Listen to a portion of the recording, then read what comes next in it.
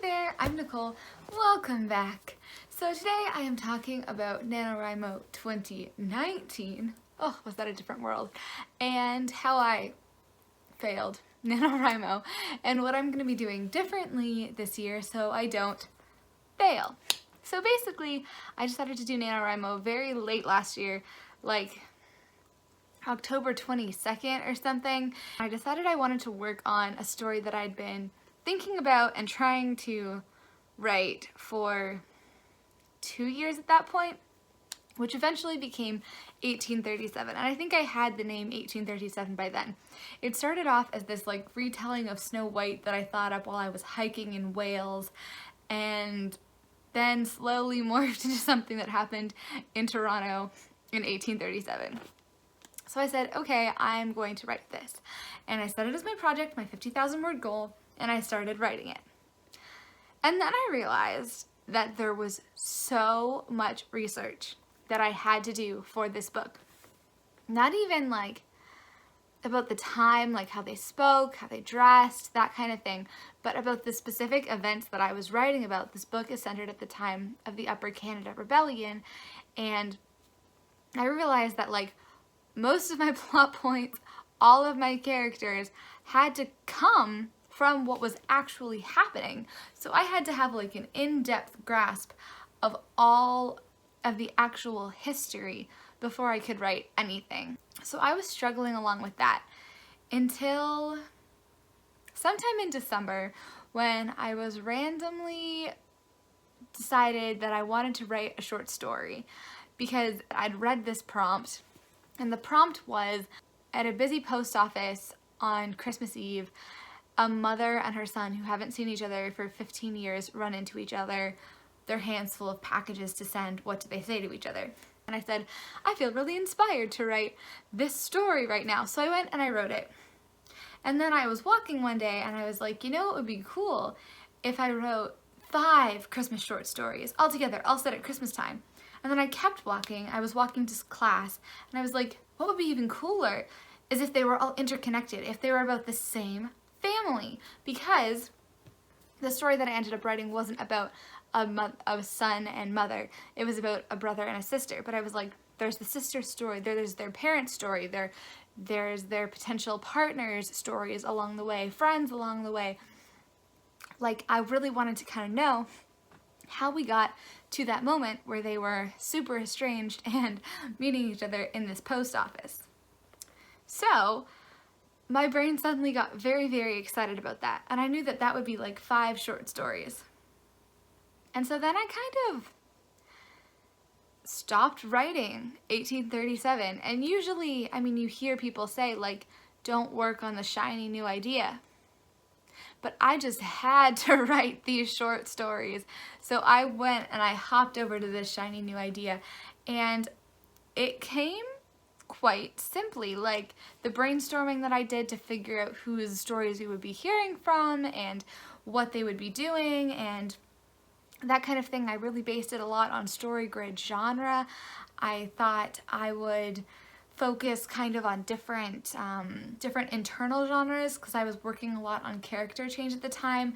So I had a worldview education, I had a sort of disillusionment story, I had a morality story, I had like a friends connecting story, and yeah, it came really quickly. So I quickly focused on that instead of 1837. I believe I still updated words for Christmas short stories in 1837, but that basically put me completely off of writing 1837.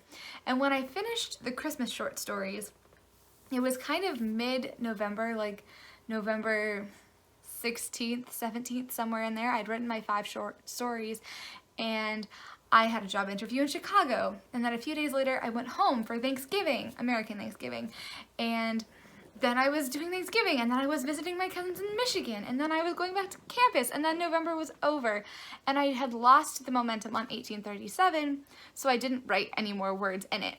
I ended up with, I don't know, something like 10,000 words in 1837, and 8 15-something thousand words, 15,000 words. In the Christmas short stories, there were 5 times 3 is 15. And so that doesn't add up to 50,000. That ends up to about 30, no, not even that, 25,000, 30,000, somewhere around there was my word count. And I lost the momentum in 1837, so I didn't finish it, but I did have these awesome Christmas short stories that were finished. This series, it was finished. And when I came back from school, I started editing them. So in December, I brought them through to a second draft because I was very into it. I wrote the second draft of them, I put them on Scribafile, I got lots of feedback, and I was able to kind of put them in the drawer till this June, July-ish, when I revisited them. And so I thought the NaNoWrimo was a super big success because I was not writing a lot before NaNoWrimo 2019. I'd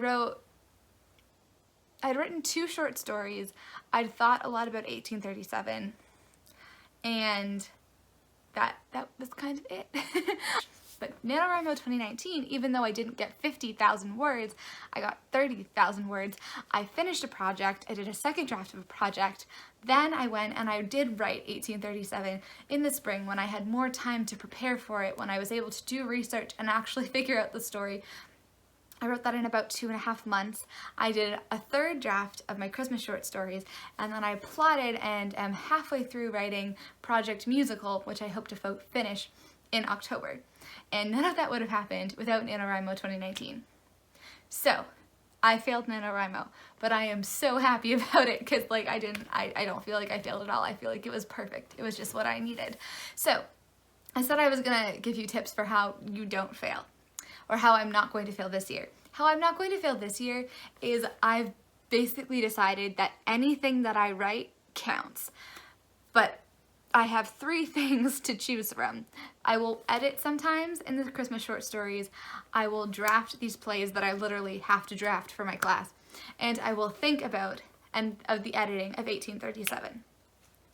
And so because I have those 3 things to work on, it's possible that I could do the same thing and like lose momentum on something and not pick up, but I think it will be even better to be able to switch those different modes of working from first drafting to editing, because sometimes like you're really not in an editing mood, and sometimes you're like, I really don't want to draft this thing, can I just like read something and look at punctuation at least you're like reading and thinking of the story, right?